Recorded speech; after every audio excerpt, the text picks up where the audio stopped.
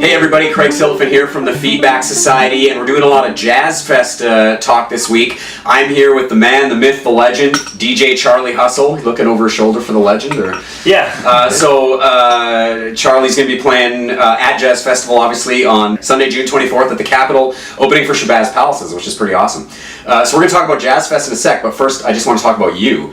So you've obviously been doing this for a long time. I've known you for a long time. I've seen you play many a wedding and club and all that. How did you get into DJing originally? I originally just liked music, so I would steal records from my mom and my dad, and eventually someone said, you should probably buy some turntables, and I did. A friend of mine, the Gaff, helped secure some, and then he taught me a couple things, and several thousand YouTube views later, I sort of learned. And you've had great success. Obviously, you were the Red Bull Freestyle. Yeah, there's Red Bull Freestyle. Yeah.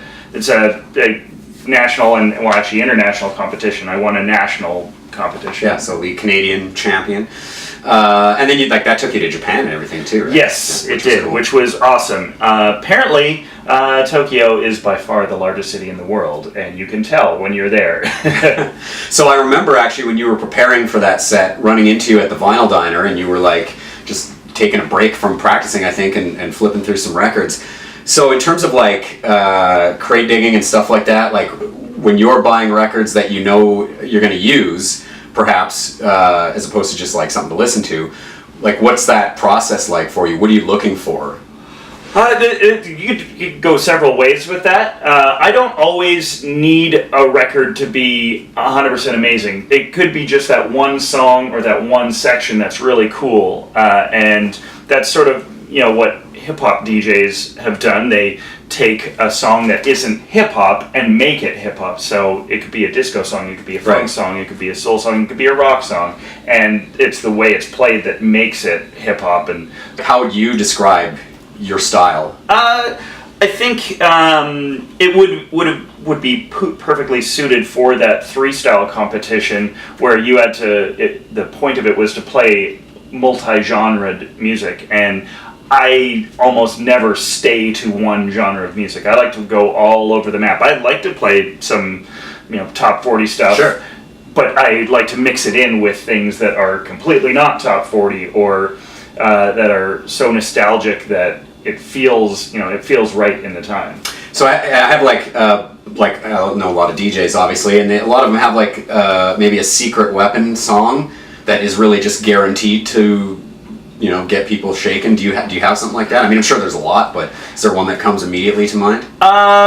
There's one that I'll often play in the middle of the really heavy, newer rap or trap stuff if I'm at a certain club and people are really it sort of makes it feel maybe aggressive, and I'll drop Lean On Me by Bill Withers, which I made a little edit and heavier drummed version of it, and it goes from sort of aggressive to people hugging and swaying, and I like to sort of have that dichotomy. You're trying to take people on a journey, and that sort of immediate switch is really fun to see, and almost always has people singing along with it. Nice.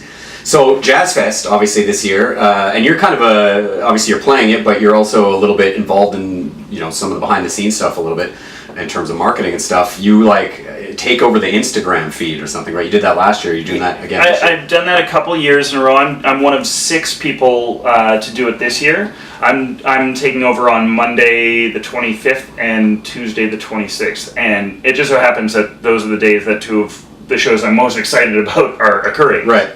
I don't know if that was, they knew that or it just happened that way, but. And that's a great segue. So we were just talking. It's a bit different year this year. They've got, in fact, probably one of the best years they've had in a long time. They've taken some chances, I think, and there's a lot of really great shows to see. What what are a couple of shows that are really standing out for you that you want to? So I completely agree with you that it's a newer show, probably the best they've had in years. I'm super excited for Kamasi, Washington on Monday.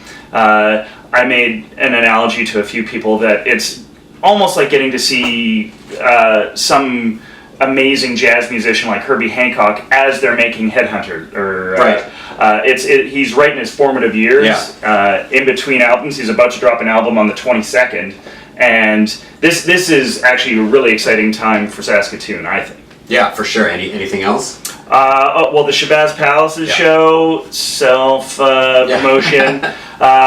The Flaming Lips, honestly, I'm really excited for. I don't care if you don't like their music or if you think he's a bad live singer. You're gonna have an amazing time at that show, no matter what. Yeah. Have you seen them before? I've never seen them, so this is exciting for me. I like Flaming Lips. I saw them in Edmonton a couple of years ago when they were here, and there was a lot of people from Saskatoon there.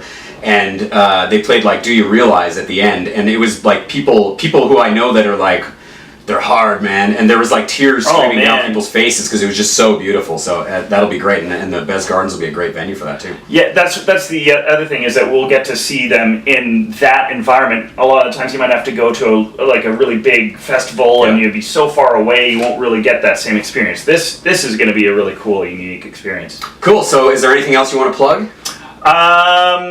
I don't know. Go to Jazzfest. It'll be awesome. Go participate in Pride, because there's a little cross